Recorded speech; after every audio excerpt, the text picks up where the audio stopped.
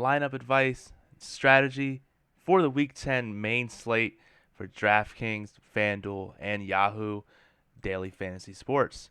I'm your host, Moose. I almost said my real name. Uh, that would have been really awkward. But jokes on us. My real name is Moose. But no, I am Moose at CFB_Moose on Twitter. Here from OccupyFantasy.com at OccupyFantasy on Twitter. Alongside co-founder Brian Jester FF. Brian, what's going on, man? How you feeling today? Good Moose. Just watching Alabama get stomped out here by LSU. Nice, Uh, man. yeah, I was hoping to be a closer game just for the hashtag views, but LSU looks pretty damn good. Yeah, maybe that works to our advantage, so people can ignore that game and come to us. It's true. It's a good point. Also, it's 2019. People have multiple screens, I hope. Yeah, that's true. Absolutely. So let me go ahead and get this tweeted out. For those who are watching here on live on Twitch, shout out to you all. If you're watching this replay on Twitch or on YouTube, make sure you hit that follow button at the top right on Twitch. At the bottom right, hit the subscribe and bell notification. You get notified of when we upload or go live in the future. And it helps us out generally. Pretty awesome. So, Yes. yep. So let's get right into it, Brian. We're going to be talking about the main slate and how to use the Occupy model. I know we got a lot of new members, asking us saying, hey, maybe the model can be a bit confusing, overwhelming at first glance. Is there any way you can kind of show us? And we do have some tutorial videos, but what's that saying? It's like there's no such learning as hands-on learning. Correct. Yep, Very absolutely. true. Yeah, Yep. we understand. Our model is very different than most other models as far as, especially when it comes to OF index. Most people are Yeah. used to seeing projections. Mm-hmm. But too, if you're not used to using any models, it can be difficult. So yeah, we'll try to walk through it a little bit, answer your questions, any questions you have throughout the next hour or so. Just top in the chat, ask them, and we'll answer them as we go along. Any questions you have about tomorrow, lineup building, et cetera, et cetera. Yeah, absolutely. I see we got some people here already. Got Jimmy TD, who's a subscriber. Same with Miller Park, drunk subscriber. They are, just to let you know, people who do subscribe to us, whether through Twitch Prime or through Twitch, the Amazon Prime, you can get access to our Discord channel. It's really lit up in there at doing some Q&As. Really, really awesome. So go ahead and check Yes, that out. definitely do that. Yeah, we got a lot of subscribers in the chat now. Remember, if you are watching this replay, we do this live. Try to do it every Saturday, 6 to 7 p.m. Sometimes the time changes, but we are here every Saturday. Hmm. Absolutely. And so, yeah, so shout out to everyone here. Let's looks like Miller has a question. A couple people commented about it. But what do you think about Stafford? Do you think he's going to play tomorrow? Yeah, I didn't think there was any issue at all. I think Ian Rappaport came out and said that Stafford's availability is in doubt. He's now a true game time decision. I haven't seen any updates since because of a hip slash back issue that he's kind of been dealing with off and on. Yeah. But if you look in the betting markets, I haven't seen any huge moves. I guess looking here, Chicago did move off of 2.5 to 3, but it was kind of juiced that way anyway. So I don't know if it's really that massive move. To me, it seems like Stafford's going to play, and if he's not going to play, I don't think anyone knows that just yet based on the betting markets. Because if someone does know, that line would obviously change. Yeah. Stafford's worth more than a couple cents on the line. Or if a bigger thing would be if they were truly doubtful on if he was going to play or not, they take the game off the board. And I Right. haven't seen that happen yet. So I see we got a bunch more people in here. We got Chris, General Degree, the other Chris. What's going on, everybody? Jake. Huge shout out to you all. Thank you for so much for the support. I see Miller cheer 330 bits, which is pretty awesome. Shout out to him. Thank you, sir. We actually got notified today also for Prime subscriber for our subscribers. We have a new emote. Hashtag new emote. I'm gonna put it in the chat right now, and this is something you need to do if you want to win GPPs, especially in single games. Let's throw it in the chat here real quick. Yeah. Yeah, and all the subscribers that are here as well. I want you guys to go ahead and show some love in there. Throw some chaos emotes, some occupy emotes, or even some of the other crazy emotes that Twitch has. Definitely go ahead and check that out, and Yes, show sir. some love there. Let's see. All right, cool. So as we go ahead and get right into it, what we have on the screen here is our NFL daily plug for the Sunday main slate, written by Chris, who did a pun and left. and he does a great job at it. Check it out, occupyfantasy.com. Membership as low as $2 a week with the annual subscription. You also get access to beta testing of our lineup optimizer. So go ahead and check that out as well. The very first thing that Chris talks about on the plug is the games to stack, and it's very very interesting. I want to get your opinion on it, but the first game, let's jump right into it. This Atlanta New Orleans game. Matt Ryan's going to be playing on Sunday, so that solidifies him in there. But what else do you like about this game, Brian? I'm sure that you're gonna. I think I know what your answer is going to be. Yeah, so I'll definitely be stacking this game. Hmm. I think Chris did a great job. Chris always does a great job, and it's always a fluid situation when it comes to stacking in high risk contests. Hmm. And I generally take Chris's advice with the stacks he chooses. And definitely these first two, I'm a little on the fence on the Carolina Green Bay one. We'll get to that in a second, but I am leaning toward using it. But Atlanta, New Orleans, we have Julio Jones, who is almost an underperforming wide receiver. Hmm. He's really missed some big games here in the last couple of weeks based on his opportunity. But then you also have Michael Thomas, who's been one of the most consistent receivers, high upside. The true interesting thing here most for this game is Alvin Kamara because he is coming back from injury. There's been some quotes from him to reporters saying that he's happy to share the load with Latavius Murray, and how that load is exactly split will be a key to figuring out tomorrow's slate. Yeah, and just if you have the time, Brian, can you just kind of explain? That's a relatively new term we've been using, that underperforming wide receiver list. Can you just kind of go into a little bit of detail for people who don't know what that is?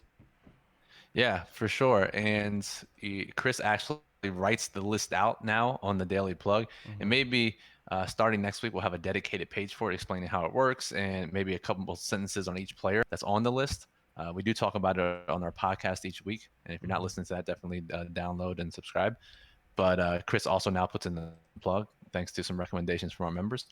Basically, long story short, it's this underperforming list. It takes takes a look at receivers over the last couple of games, and looks at guys who have been getting a lot of opportunity, targets downfield, and not just uh, pure raw volume, but also as a percentage of their team's targets. Okay. And this process was made famous by Josh Hermsmeyer, airyards.com. R.I.P. And yeah, RIP for now. We'll see if it comes back. But yeah, and you know, we don't have the exact formula, but we know how it works, and we know there's easy ways to kind of figure out who these players are. And these players, after underperforming for a couple weeks, they generally go lower owned, but also they have huge upside based on their opportunity. And if you look Hmm. at my $100,000 winning lineup from this past Sunday, we talked about it on Tuesday's stream. Both Preston Williams and tight end Noah Fant were on this list last week Hmm. and combined for 3 touchdowns. So it's really a perfect storm for high risk contests. And if Chris even writes them up or they filter out in our low risk filter in the model, you can use them for low risk contests too. So Hmm. really like using these receivers. Yep. And I see we got some questions in chat. Jake says, is Ryan? You think Ryan's going to have enough time to actually throw the ball?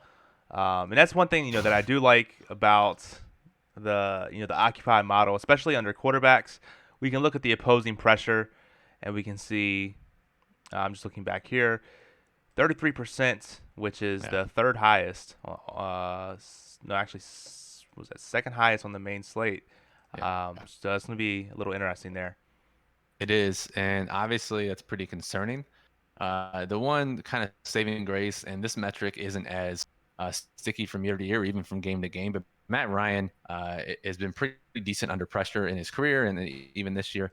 So hopefully he can be able to handle that pressure. Obviously, it's not something that we like to see, Hmm. but also pressure can be unpredictable from time to time. Look at the Raiders game on Thursday night, for example. Absolutely, yeah. That one was pretty crazy.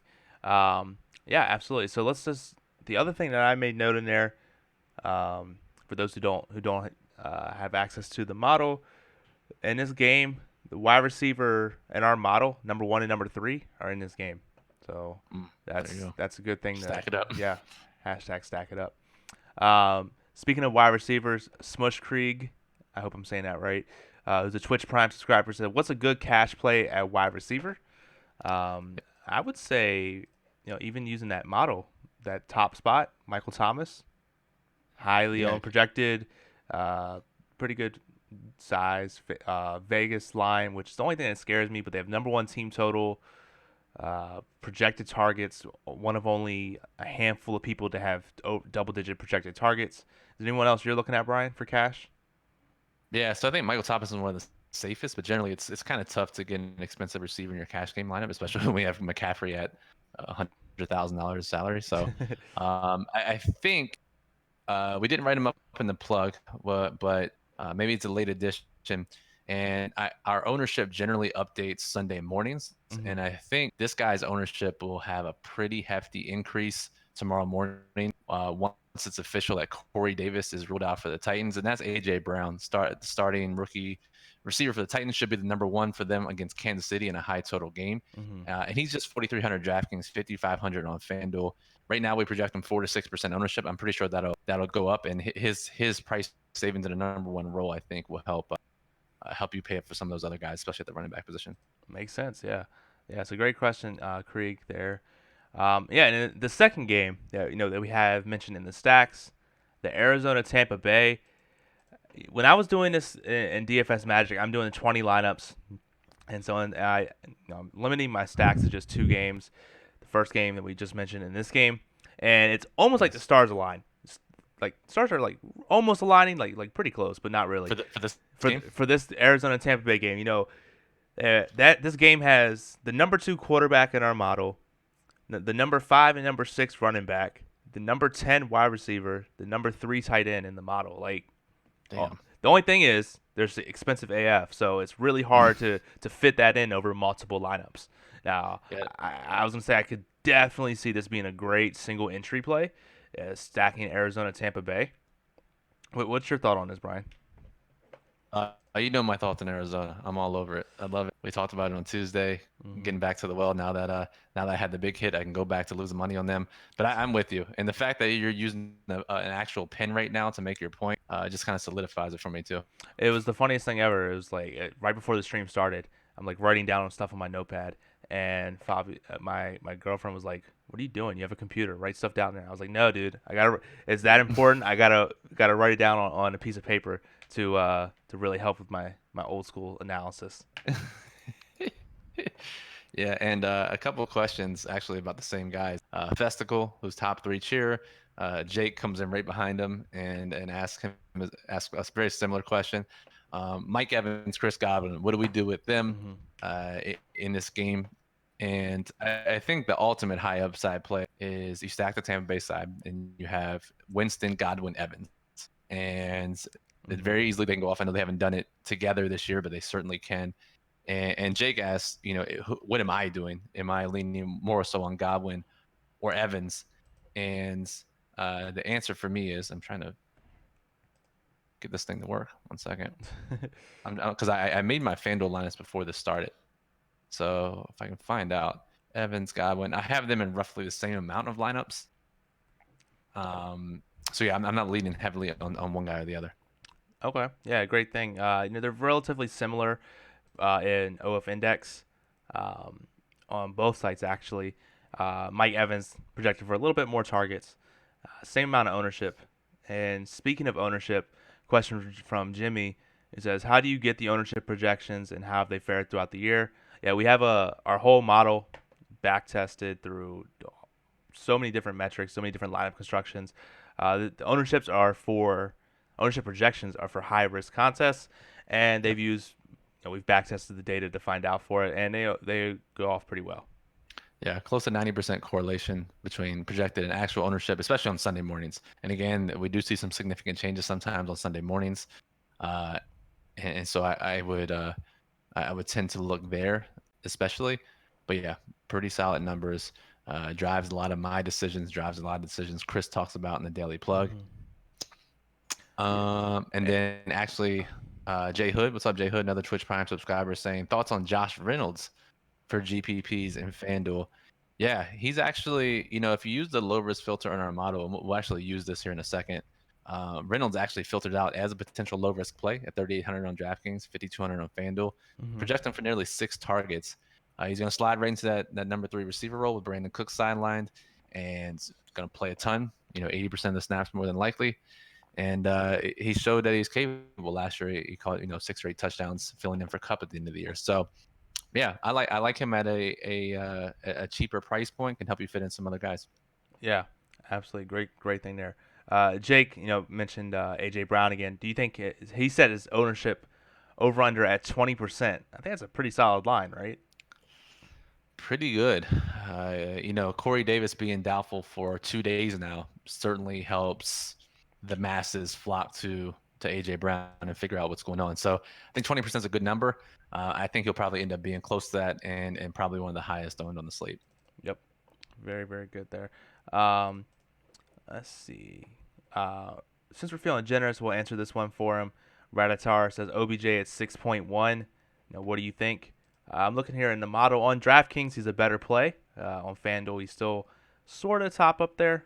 Um, To be yeah, fair, our model has loved him all year, and he hasn't performed up to expectations. yeah, and But again, the model's finally like, God damn it, man, I'm done with him. I know.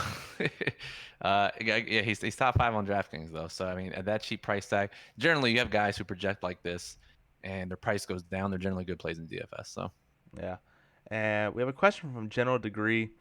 It says on the Occupy model page, the darker green means that the player's in a good spot. I'm not sure what he means by that.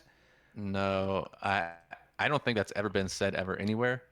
It's more so just to differentiate. It's just for your eyes to find out guys on different rows. The Yeah. coloring, the white and the green, has nothing to do with player expectations. Yep. It's just color formatting. Okay. Yep. Yep.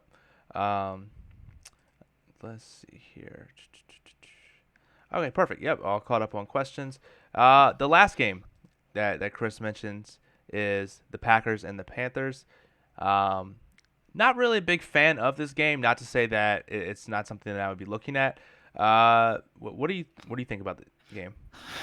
It's yeah, this is the dilemma I'm facing, Moose, because it's tough to kind of figure out where that it's really tough because on the Green Bay side, the only guy you really know is going to get targets and touches is Devontae Adams. Mm-hmm. Aaron Jones could certainly disappoint. Jamal Williams, yeah, it's hard to figure out that backfield. And I guess you can throw those guys into stacks, but unless you're 150 max and you're really spreading it thin. Carolina side, McCaffrey's obviously so expensive. But the reason I do like this game is because 3 of the guys are on the underperforming receivers list. Both Carolina receivers, DJ Moore, Curtis Samuel, and Devontae Adams as well. So, you get that added upside plus correlation. It makes for a great game stack. And maybe just if you're making a handful of lineups, you stick to that and hope it's a high scoring passing affair and the running backs don't get too involved. Yep. And do you think that could be something where, let's say, instead of doing even amount of the 3 games, maybe you go like 60-60 and then 30 with a mini stack with that game? That's some way I think you could do it if you're 150 maxing it. Yeah, definitely. Again, I don't know if I would go this low, like you said. If you're 20 maxing, I really think the first 2 games are perfect. Yeah. And if you're making less than 20, certainly just stick with the first 2 stacks. Mm-hmm. But yeah, 150 maybe. Yeah, and it's not hard and fast rule, but maybe maybe you just have a couple of those in your large lineups. Yep, absolutely. And I've been doing it with DFS Magic the last maybe hour or so, trying to get lineups. I think I have them right to the point now. I'm 20 maxing uh, the quarter jukebox, and so I'm at the point now where I like where my lineups are. I just have to do manual tweaking just to get my average ownership up a little bit higher in a couple lineups. But feeling really good about doing those game stacks in those first 2 games. Yeah, me too for sure. And actually, Raditar in the chat points out the Kansas City and Tennessee game stack, and I think that just missed the cut here. Just talking to Chris behind the scenes, Mm-hmm. and it's another game I'm looking at, and I actually might be stacking it on FanDuel because Kansas City obviously has the weapons in the passing game, and Mm-hmm. then with Corey Davis out, AJ Brown and Derrick Henry kind of limited target touch funnel now, so I can certainly see that, and I do like it. Yeah. The only And thing, that total's going up, I think a point or two. So yeah, I think so. Yeah, and then Tyreek Hill shows he's had one of the biggest changes. Yeah, the biggest change in OF index all across. First on DraftKings, second on FanDuel. Uh, Do you want to pull it up actually, yeah, Moose? Because we're gonna use the model to build lineups maybe anyway, so we can take a absolutely. look. Yeah. So I have the Occupy model up here for wide receivers filtered for the main slate. If you're playing a different slate, the Monday, late Thursday, you can go ahead and check that out there. And then the DK OF change column, which I have here, that shows how their OF index has changed throughout the week. Normally, the Occupy model it's loaded up for the current week around Wednesday night, Thursday morning. So when they open, we keep track of that, and we check how the player's done since opening. If we sort here, you see Tyreek Hill plus 2.6 OF index points on DraftKings and 2.7 on FanDuel, only second behind Zach Pascal. Very nice. Yeah, it's a good way to look at how things have changed throughout the week. And Mm-hmm. a lot of times injuries and projections being changed, and other times it's Vegas lines and some other factors. But those are what's mainly driving the OF index changes throughout the week. Yep. So And I know it's not like the underlying metrics are changing. It's really the markets and information. correct. Yep. And I know you mentioned the low risk filter for wide receivers. Low risk filter, basically, it's a great starting point. You use this with the plug. You can find some great low risk options. So you filter it to yes, and just sorting by the DraftKings OF index points, you see Josh Reynolds, you talked about earlier, AJ Brown, just barely making the cut for low risk. Some good options there. Yep, for sure. And again, just talking about game stacks, Jake in the chat says, I don't see how Fitzgerald is playable in GPPs. You guys playing him? Top Arizona receiver in the model, but Arizona skill position guys tough to trust beyond Kirk and DJ. So yeah. I mean, first of all, personally, I like Kirk the most. He's on the underperforming receivers list. Mm-hmm. He's my favorite guy from that game, easily. But we also, got to remember that even with Christian Kirk playing, Larry Fitzgerald leads the team in receiving red zone targets. They like to design some plays for him down near the goal Mm-hmm. line, and looking at his targets, the last 3 weeks have been down 3-4-4, but before that, no less than 5 targets in a game. So we'll see. The model has some reasoning for Larry Fitzgerald in a likely shootout, and I'll be throwing him into a couple. If you play 20 lineups, maybe throw him in a couple of those game stacks. Single entry, 3 max, probably just sticking to Christian Kirk. Yeah, and that's the other thing that I do like about the model is you can filter by the team. So I filtered for Arizona here. You can see how the Arizona uh, wide receivers rank. Keyshawn Johnson's not looking good on FanDuel. But yeah, so you can kind of see some of the underlying metrics for Fitzgerald is there. Some of the things you mentioned, the red zone targets, how they scheme, and that shows they're basically the same OF index across both sites, even though Fitzgerald is projected for 2 less targets. So it's Yep. always something to think about there. Speaking of, I don't want to. I guess we can give away some of the model. I was really interested in seeing how Christian McCaffrey was going to rank in the model, being his highest priced ever.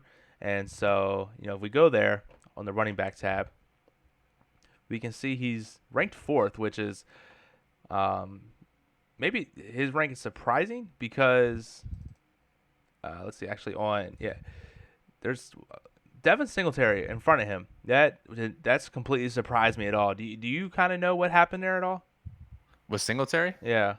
I think it's his price. I mean, the dude has been dominating touches, and I think Hmm. Chris wrote about him in the plug. But he the last 2 weeks he's really taken over that lead back role for Buffalo, and I don't know how many times I've said it on podcasts and whatnot, but the dude just breaks tackles all the time. Yeah. And you get that's the two biggest things when it comes to uh, running backs in fantasy sports is guys who can get touches, especially in the passing game, and Singletary does, and guys who break tackles. Those are Hmm. really the biggest things, and Singletary does both, and is now getting both. So, Hmm. at his cheap price tag, 27.7 projected weighted opportunities, the models picked up on him as a pretty big value. Yeah. We got a question from Jimmy. He says, I do not understand why Daniel Jones ranks so well in the model. Let's pull him up. Yeah, I'll take a look. I'll take a look at the back end for you. Okay. And, Uh, and just remember that the Occupy model is ranked for high risk contests. So yep. always keep that in mind. So Daniel Jones leading and actually has a +3%, +3 in OF index points. There's a huge team total move of +3 points. The Yep. Jets suck. And then also they have some of the lowest opposing pressure percentage, and I'm sure there's some other back end metrics as well that you're looking into. Yeah, but that kind of sums it all up though. Those are two biggest things driving it. I believe there's some other things in there too, as far as just some different, distance metrics, throw distance metrics, but Hmm. you know, low pressure percentage, huge team total move. 3 points is not a small move. It's very rare to see something that big. Yeah, So yeah, that's why we have Daniel Jones there. absolutely. Yep. And as Jake says, his price is low and he's projected for low ownership, so that's a great high risk play there. Yeah, stack him up with Barkley or Golden Tate. Yeah, So it's crazy because we go back to the running back tab on DraftKings. That 1-2 punch, you get Saquon, Le'Veon. I mean, that's true. probably a little bit expensive, but definitely somewhere to go. But yeah, McCaffrey, that's crazy at 10-5. I really did not expect him to see that. So if he goes off again and goes for three Dude, please get touchdowns, 11,000 next week. he's gonna be 14-5. He's gonna be like a single game price. I mean, he honestly should be like, you know, solo dolo Russell Westbrook Thunder days where he was like 14K, Yeah, just like triple doubling every night.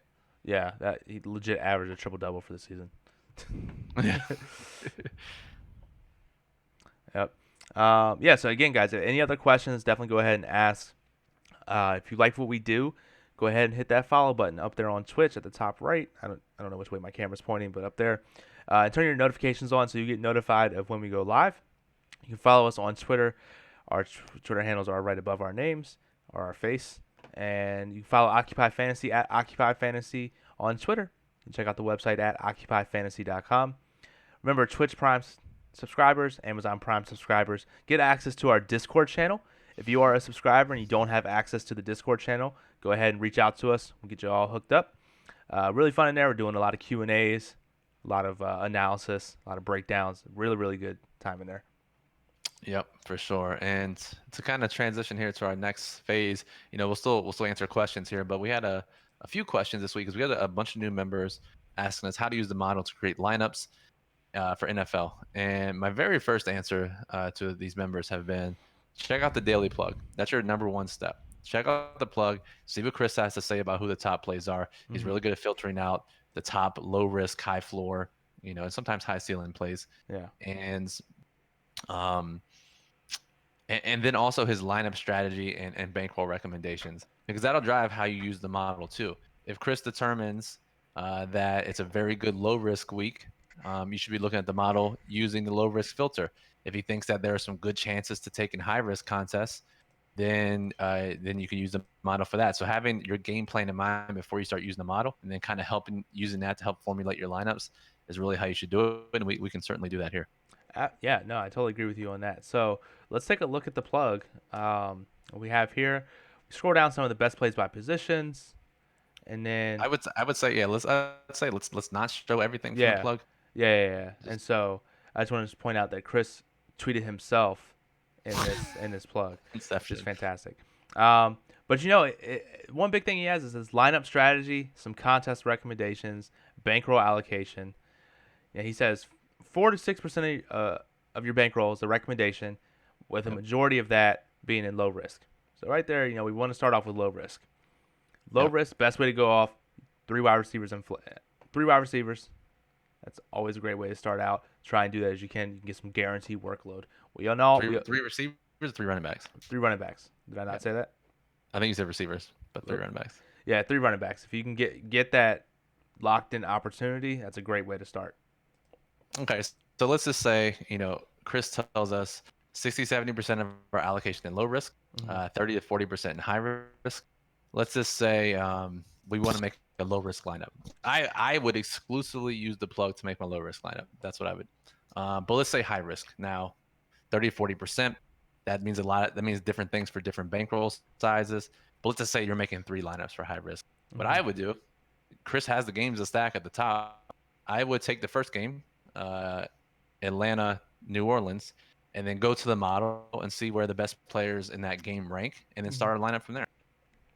Makes sense to me. Now, let me ask you a question on this. Does it really matter what position, or are you looking at you're just getting all the players and then kind of seeing who's at the top, who fits where? Yeah, kind of all of it. I mean, generally like to have at least two receivers from the stack, Hmm. and depending on which contest you're playing, depending on how big that stack is, you're playing the Millionaire Maker, you're going to want 4 or 5 guys. You're playing a 100-player league, you probably only want 3 guys from the stack. So Hmm. scaling that risk and upside is going to, it's be a sliding scale with how many people in your contest. Completely agree with you on that. Yeah, so we have that game stack, and then filling out the players. Would you go to like your under? We go to the plug, look at the underperforming wide receiver list, try and find some cheap guys in the model for that, and see where they rank. Plug them in. Honestly, yeah, I would. That's what I would do. I would find a stack first that I like, fill out however many guys I think I need based on the contest size. Hmm. Probably go to the model and look at the highest projected running backs, whether it's by ownership and or by OF index. Fill those guys in, and then fill out the rest of my lineup with high upside receivers and tight ends. Yeah, no, I mean you really hit it right there. That's Sounds easier said than done. I understand that, yeah, but hopefully the combination between the two and kind of the tactics we talk about here as far as lineup construction goes, especially on Tuesday nights during the $1 million mission, can help you yeah, create those lineups. yeah. Jake has a question for you, Brian. He says, Brian, are you playing any Kareem Hunt as a min price punt play? Yeah, good question. I'm not. I only play in. I try not to be too strict, but I really only play the highest projected running backs. I'm not really looking for 15 points from one of my running backs. I'm playing guys who can get 25, 30, 40 points. Yeah. So no, I won't be playing Hunt. I'd much rather play a 3K receiver or something like that. Yeah, and I mean, what I do in DFS Magic, I know Jake did not ask what I think, but who cares? I'm giving it to him. Your Uh, opinion is valued, Moose. is when I'm doing multiple lineups and I go into DFS Magic, very easy to go ahead and filter by running backs by projected ownership, and if they're ranked under 10%, I'm just excluding them unless they're a part of my stack, and then I'm selecting a box to use only in stacks. So That's smart, Moose. yeah, That's really smart for running backs. I never thought about it that. yeah. Unless if maybe there's the case like Le'Veon Bell, who's ranked high in the model, I may use him in the player pool, but it really all depends. That's a great place for me to start. Under that 10%, you're getting kicked out unless the part of stacks. And then if my lineups aren't looking the way I like, I'll go back in the player pool and take a look at it. That's actually really smart. I use the projected ownership kind of to figure out exposures when I'm manually putting in some exposures, and um, I guess we talk about it all the time, and I do select those players, but like I've never consciously excluded guys below 10% projected ownership from the running back spot, Yeah. even though that's what we want to do. So I really like that idea for using DFS Magic.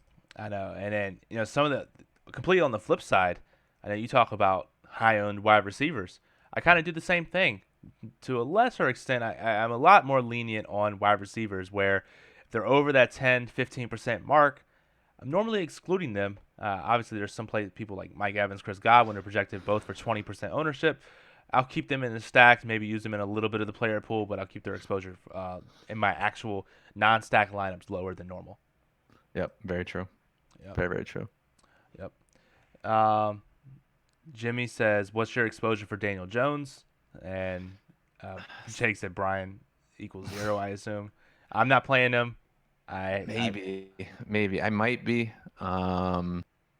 Here's the thing. Like for me, I'm playing all 150 max contests mostly, and there may be a situation. I haven't decided yet if I use that Giants and Jets game. I do like some of the guys there, and if so, I'll use Daniel Jones pretty thoroughly in those lineups. Mhm. But if he's not part of my game stack, I won't be using him. Now, if I was playing 100-player league, sure, I might be using them in, but I'm not, and therefore, like I said, it depends on the contest you're playing. So I'm not gonna be playing in the contest I'm playing. Yeah. And you know what I just noticed is if you go to the quarterback tab and you do the low risk filter, he doesn't show up on that low risk filter, even though he's the highest ranked player on the model. So I would definitely only use him in high risk contests. Right, for sure. Yeah. Somehow Winston shows up in that low risk filter. He has a high total, Moose. Yeah. That's why. He's gonna throw 6 pick sixes. I know. Yeah, I know. Yeah, as Chris points out, with Ellison as a min-price punt, that game is more stackable than he initially thought, though. Access to Saquon and Robbie on the buy low list. Eye emoji. Yeah. Yeah. Yeah. Shout out to Chris, by the way, who would be getting flamed by NBA beat reporters right now because Chris is actually out doing social things, but instead on his phone watching our Twitch. So shout out to him. I know he said there at the place he's at is trying to do a conga line, which you know He's at a wedding reception for the record.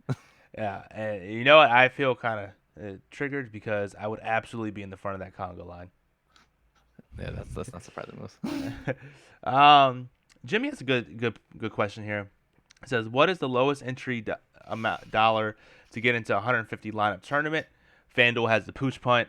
It is 5 cents per entry. 5 cents. 750 for 150 lineups.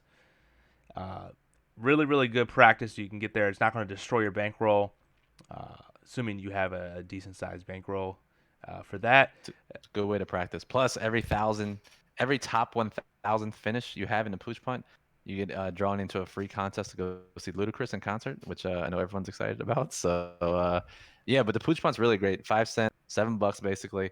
DraftKings has the quarter, so it's a little more expensive at $37. But Do they have it? I thought their 150 max was only for the 50 cent mini max. let me see this week. Let me They may look. have changed that. I'll take a look and let you know. I for sure thought it was a quarter, but I could very easily be wrong. So let me see. Yeah, it looks like their mini max is 50 cents, so a little bit Uh, more. so $75. Yeah, that's not as affordable and not as good for practice for most people. So Yeah, FanDuel Pooch Punt's definitely the way to go to practice your 150. Figure out how DFS magic works. yeah, and what I do like is, FanDuel just doesn't always have the pooch punt for NFL. They also have it. I think it's called I don't know, was it the jump shot on for basketball and like the cross slap for hockey. They have all these 5 cent 150 max tournaments across the different sports. So it's really good for you to practice. Yeah, it's super. It definitely is. And actually, a lot of our members who play the Pooch Punt, they've been using DFS Magic, whatever. They said it's a really soft competition, and I guess that makes sense. It's 5 cents. And if you can max it, you generally come out ahead. A lot of people have been profitable doing that. So Yeah, I know. One of our members, sorry for if he didn't want me to shout him out, but he's getting shout out. Is Miller Park Drunk? I know he's talked about he's hit the pooch almost every time, getting it in yep, that top 1,000 to get a ticket. So hopefully he's one of those lucky few that get to Puerto Rico. I know. Yeah, I wanna. Uh, yeah, I want to see someone. I just want someone to make it to that Luda concert. I really do. Yeah. All right. Another great question that we get talked about that we get asked a lot is, can we go over the satellite ticket strategy? Do you want to take a couple minutes to talk about that, Brian? Yeah, I don't know if we have enough hours in the day to talk about satellites, but just again, we in the Ultimate Guide, our ebook, our 19 chapter ebook, Hmm. we discuss how important satellites are. They're really the best way, and one of the only ways if you want to have a really big payday in DFS for most bankrolls. People with larger bankrolls, you can afford to try it because GPPs are so top heavy. They don't pay out as many people. They're mostly 150 max. It's really tough to win those.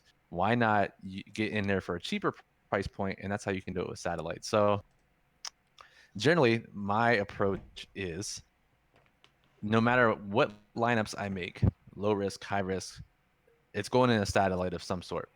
Okay. And the way you can do this is kind of scale and match the risk of your lineup with the amount of tickets that a satellite is awarded. So that's a mouthful and maybe not mean much, but let's say, example, low risk. You're playing low risk tomorrow, right? So you're playing 50-50s, double ups, head to heads with your low risk lineup for cash. That means roughly 50% of the people earn a ticket. Now, there are satellites out there for the Sunday Million, for even smaller tickets where 30, 40, 50% of the people get tickets, can kind of double up on a ticket. I would enter that into the same type of contest. Or even you can do like smaller field satellites, like 7-person, 11-person, 20-person fields. Okay. Cash lineup's probably good enough for that.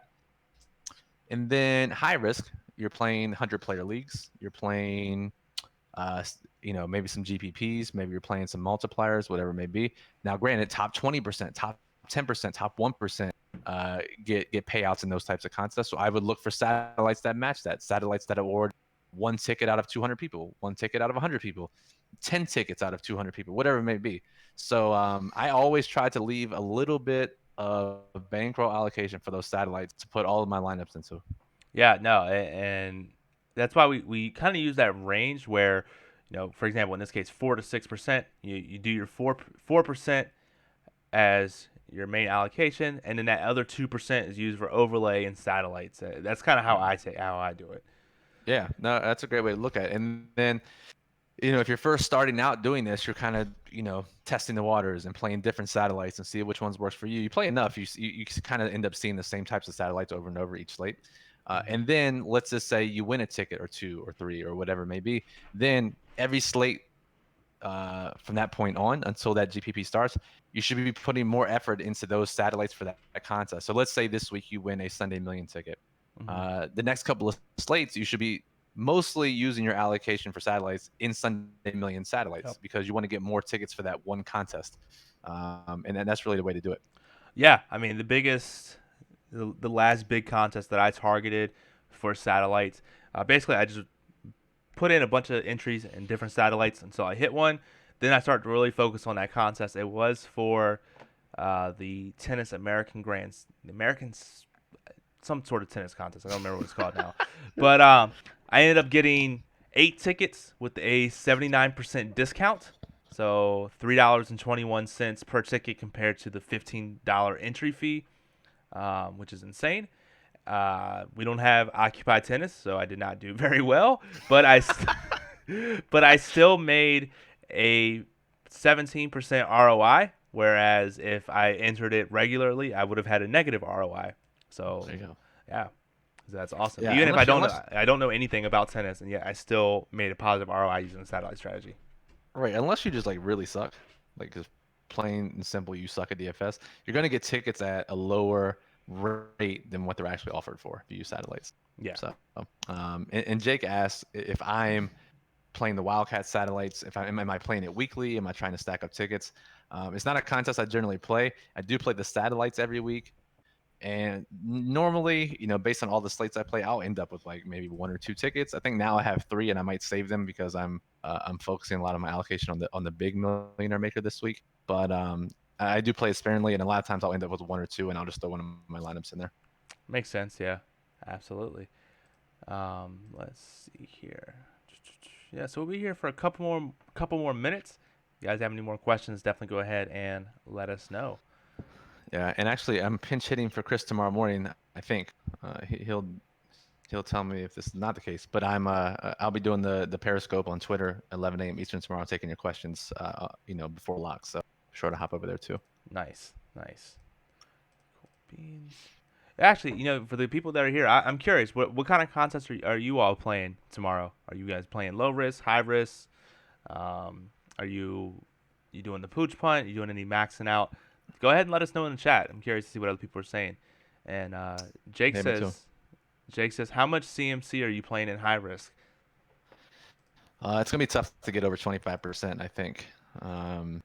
If I was playing, actually, I don't think it matters. But if you were playing anywhere from one high risk lineup to 150, I think you're going to have probably less than 25, 20%. If you're playing, 1, 2, 3 lineups and you're stacking, Mm-hmm. it's going to be tough to get him in there at all unless you stack that Green Bay Carolina game. So for me, I think the price is too much this week. He's eventually going to stop scoring 3 touchdowns a week. So uh, yeah, about 20% or so for me in the 150. But if I was playing less, I would have less allocation.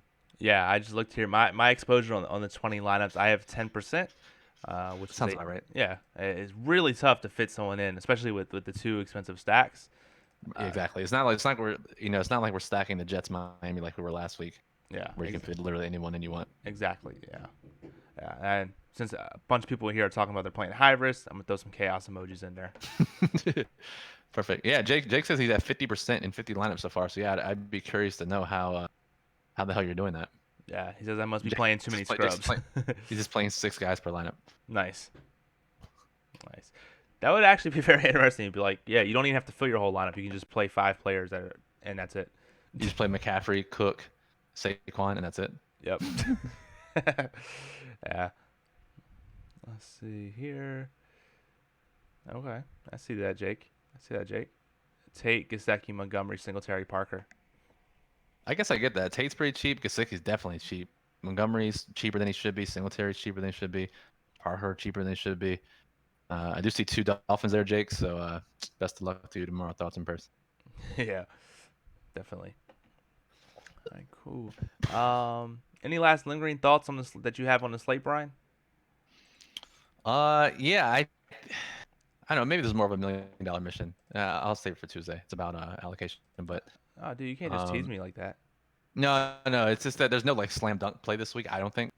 Yeah. There's no like you gotta have this stud running back. There's no like super value receiver you have to have. So I think it'll be a really interesting week. So let me ask you this then with Jalen Samuels. How are you going to play him? 6,300. His price definitely went up. But I feel like he's still going to get that workload. He's still pretty high in the model. Yeah. What's your opinion on him this week? I guess the point is if James Conner was 6,200 in this spot, you would probably play him. Yeah. And Samuels is arguably, I don't even think it's arguably, he is better than Conner in the passing game. Gets targeted more frequently, gets targeted on an insane number or same percentage of snaps on the field for. So, yeah, I don't think he's high enough. His passing game usage keeps him afloat. Didn't score a touchdown last week and still got 20 DraftKings points. So I like it. Yeah, no, I dig that. Yeah. I remember we were joking. He's like legit caught every pass. And he was targeted so many times. We're like, dude, this is amazing. We were just high-fiving on every 5-yard catch. Yeah. And as Jake points out, he says no rushing for him makes him nervous. I thought it made me nervous too, but then he legit had like 8 catches for almost 100 yards and like 6 rushing yards. And I was like, I'm fine with this. I am perfectly okay with this on DraftKings. Yeah, I mean, you're basically playing like a tight end who's getting 12 targets a game. Yeah, exactly. But I mean, also last week was also like the floor for his rushing because even if you look back to his games last year where he started the last 3, he rushed for 28 yards, 142 yards against New England, 53 yards. It just so happened that last week he rushed for 10 yards. Very, very rare occurrence. He'll get better lanes to run through this week. Mm-hmm. So yeah, I think he'll definitely contribute more in the run game. Yeah. Cool beans. I like AJ's recommendation. Let's just play every guy for Arizona and see what happens. Not bad. I mean, that's normally what you do anyway. That's true. That's true. Except I didn't play Isabel on the showdown slate. That FanDuel cheating guy would have been pissed. Oh God. And we got the Prince in here who says, "What's up, guys? What's up to Prince?" Prince, as usual, coming in 48 minutes after the stream starts. What's up, bro? Don't worry. That's why I put the replay up. Yeah, exactly. Yep, absolutely. So I think that kind of about wraps it up. Again, guys, if you are a Prime subscriber, Switch subscriber, and you don't have access to the Discord channel, make sure you hit us up so we can go ahead and get you access to that Discord channel. Really, really valuable. If you want to get access to the Discord channel, subscribe to us here, Twitch Prime. You can link your Amazon Prime account for free. You get 1 Prime subscription free per month. You can use it on us and get access to the Discord channel. If you like what we do Yes, sir. and you don't want to subscribe, you can hit that follow button, get notified of when we go live. We'll be here back at again Tuesday discussing Brian's 150 max on DraftKings and FanDuel. You're up a couple 100% ROI for the season, which is always fun. Hopefully another 1,000% ROI week, please. Absolutely. Because I am in fact maxing the $100 millionaire on DraftKings. So oh my fingers God. crossed for a positive number on Tuesday. All right. Can you see the screen right now? The stream? I can. All right. This is going to be you. Oh God. This is going to be you. If I got to pull it up somehow. Oh my God. To be fair, I had a bunch of tickets. I had about 43 tickets, but still, that's still 107 tickets I still have to put in myself. So Let's see. All right. I'm so curious to what you're about to put up. All right. Let's see. I got to find the image because it was a GIF. Digging deep. It was a GIF. All right. I think I got it. Digging deep in your bag of tricks for this one. You can look. Okay, let's see. I'm a couple seconds behind, so let me see. This is going to be you on Tuesday. Yeah. Our co-founder Waleed has been pretty much only sending us this gift for the past like 10 days. So he's been playing those winner take all hockey tournaments and doing pretty good. Yeah. Yeah, yes. So it's funny because I think it was on the Reddit post. People said, if the point of tickets, basically I can't remember what it was, but it was like, why don't you just play contests that will give you cash instead of tickets? And it's like there aren't many contests where the payouts are not only high risk but balanced Yeah. because 10 tickets, the top 10 get the same amount. You don't really get that. There's a booster, some quintuple ups, and then winner take alls are the equivalent of like a super stat. Mhm. So yeah, I guess there are. You just gotta watch out for the rake and watch out for the entrants that are in the field. Yep, absolutely. So, all right. That being said, if you're watching this on YouTube, like, subscribe the video on Twitch replay, hit the follow All button. of it. You can follow us on Twitter at Occupy Fantasy, at CFB_Moose. I'm alongside at Brian Jester FF, all on Twitter. Go ahead and give us all a follow. We'll be back at it again tomorrow for the Periscope. So go ahead and follow us on Twitter for that information. That being said, peace out, guys, and let's have a good night.